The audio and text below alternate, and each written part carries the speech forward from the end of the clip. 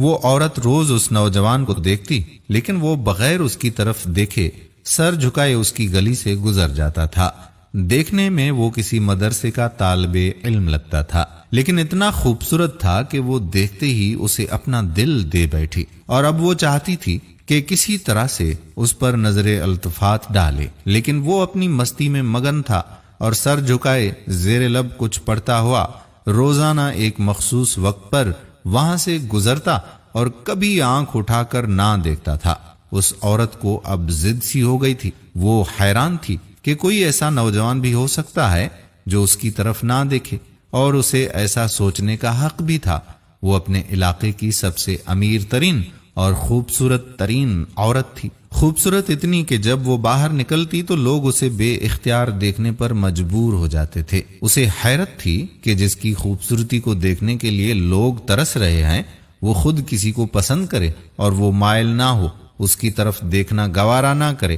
اپنی انا کی شکست اور خوبصورتی کی توہین پر وہ پاگل ہونے لگی تھی، اور کوئی ایسا منصوبہ سوچنے لگی جس سے وہ اس نوجوان کو حاصل کر سکے، اس کا غرور توڑ سکے، اپنا غلام بنا سکے۔ آخرکار شیطان نے اسے ایک ایسا طریقہ سمجھا دیا جس میں پھنس کر وہ نوجوان اس کی بات مانے بنا رہ نہیں سکتا۔ اگلے دن جب وہ نوجوان اس گلی سے گزر رہا تھا تو ایک عورت اس کے قریب آئی اور کہنے لگی کہ بیٹا، میری مالکن تمہیں بلا رہی ہے۔ نوجوان نے کہا، اماں جی، آپ کی مالکن کو مجھ سے بھلا کیا کام ہو سکتا ہے؟ اس عورت نے کہا کہ بیٹا، اس نے تم سے کوئی مسئلہ پوچھنا ہے، وہ مجبور ہے، خود باہر آ نہیں سکتی، اس لیے آپ کو بلایا ہے۔ نوجوان اس عورت کے ساتھ چلا گیا۔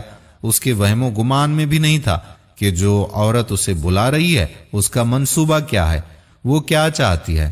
وہ تو اپنی فطرتی سادہ دلی کی وجہ سے اس کی مدد کرنے کے لیے اس کے گھر میں داخل ہو گیا۔ اس کے ذہن میں تھا کہ شاید کوئی بوڑھی عورت ہے جو اپنی کسی معذوری کی وجہ سے باہر آنے سے قاصر ہے۔ نوکرانی نے اسے ایک کمرے میں بٹھایا اور انتظار کرنے کا کہہ کر وہاں سے چلی گئی۔ تھوڑی سی دیر کے بعد کمرے میں وہی عورت داخل ہوئی۔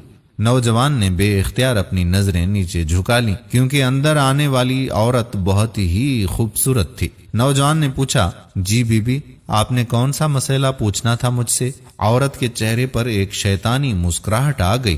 اس نے اپنے دل کا حال کھول کر اس کے سامنے رکھ دیا اور کہا کہ میری سب سے بڑی خواہش ہے کہ میں ایک دفعہ تمہیں حاصل کر لوں۔ نوجوان یہ بات سن کر کانپ گیا اور کہنے لگا، اللہ کی بندی، اللہ سے ڈرو، کیوں گناہ کی طرف مائل کر رہی ہو؟ اس نے عورت کو بہت سمجھایا، لیکن عورت پر تو شیطان کا غلبہ تھا۔ اس نے کہا کہ یا تو تم میری خواہش پوری کرو گے یا پھر میں شور مچاؤں گی کہ تم زبردستی میرے گھر میں داخل ہوئے ہو اور میری عزت پر حملہ کیا ہے۔ نوجوان بیچارہ یہ بات سن کر بہت ہی پریشان ہوا۔ اسے اپنی عزت کسی بھی طرح سے محفوظ نظر نہیں آ رہی تھی۔ اس کی بات مانتا تو گناہگار ہوتا، نہ مانتا تو لوگوں کی نظر میں برا بن جاتا۔ وہ علاقہ جہاں لوگ اس کی شرافت کی مثالیں دیا کرتے تھے، وہاں اس پر اس طرح کا الزام لگ جائے، یہ اسے گوارا نہیں تھا۔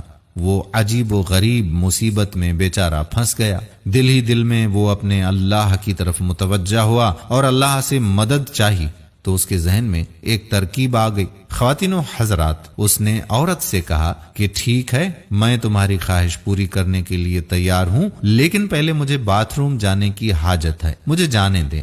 عورت نے اسے باتھ روم کا پتہ بتا دیا۔ اس نوجوان نے اندر جا کر کافی ساری غلاظت اپنے جسم پر مل لی اور باہر آ گیا۔ عورت اسے دیکھتے ہی چلا اٹھی، یہ تم نے کیا کیا ظالم؟ مجھ جیسی نفیس طبیعت والی کے سامنے اتنی گندی حالت میں آ گئے ہو، دفع ہو جاؤ، نکل جاؤ میرے گھر سے۔ نوجوان فوراً اس کے گھر سے نکل گیا اور قریب ہی کے نہر پر اپنے آپ کو اور اپنے کپڑوں کو اچھی طرح سے پاک کیا اور اللہ تعالیٰ کا شکر ادا کرتا ہوا واپس مدرسے چلا گیا۔ نماز ہوئی۔ نماز کے بعد جب سبق میں بیٹھا تو تھوڑی دیر کے بعد استاد نے کہا کہ آج تو بہت ہی پیاری خوشبو آ رہی ہے، کس طالب علم نے خوشبو لگائی ہے؟ وہ نوجوان سمجھ گیا کہ اس کے جسم سے ابھی بھی بدبو نہیں گئی اور استاد جی طنز کر رہے ہیں۔ وہ اپنے آپ میں سمٹ گیا، اس کی آنکھوں میں آنسو آ گئے۔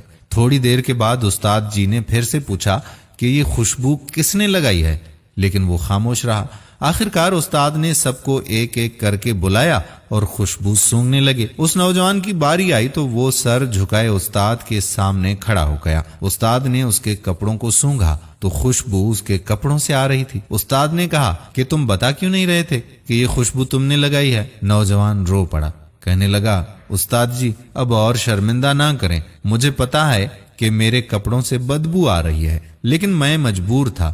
اس نے وہ پورا واقعہ اپنے استاد جی کو سنا دیا۔ استاد نے کہا کہ میں تمہارا مذاق نہیں اڑا رہا بیٹے، اللہ کی قسم کھا کر کہتا ہوں کہ تمہارے کپڑوں سے واقعی ایسی خوشبو آ رہی ہے جو میں نے آج سے پہلے کبھی سونگھی ہی نہیں ہے، اور یقیناً یہ اللہ تعالیٰ کی طرف سے ہے کہ تم نے اپنے آپ کو گناہ سے بچانے کے لیے اپنے آپ کو گندگی لگانا پسند کر لیا، لیکن اللہ تعالیٰ نے اس گندگی کو ایک ایسی خوشبو میں بدل دیا ہے جو کہ اس دنیا کی لگتی ہی نہیں، یہ جنت کی خوشبو لگتی ہے۔ دوستو کہتے ہیں کہ اس نوجوان کے جسم سے وہ خوشبو ہمیشہ آتی رہی۔ دوستو یہ پرہیزگاری ہوتی ہے اور یہ اپنے آپ کو بچانے کا اجر و ثواب ہوتا ہے۔ اللہ تعالیٰ کے ہاں کون سی چیز اور کون سا ہمارا عمل پسند آ جائے اور اس کے صدقے میں اللہ تعالیٰ ہم پر مہربان ہو جائے، اس کا پتہ نہیں۔ تو دوستو تقوی اختیار